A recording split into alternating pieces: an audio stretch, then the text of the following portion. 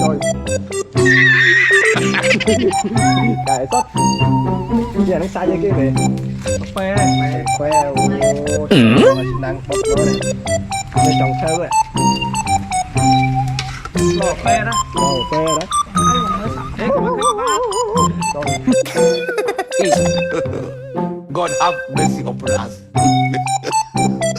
Còn đi qua chơi cà phê đó đi cay à.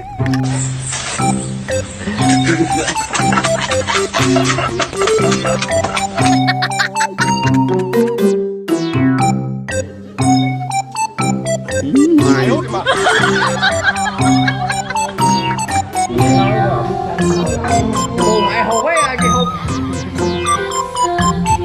Rồi anh ơi lòng tôi đó.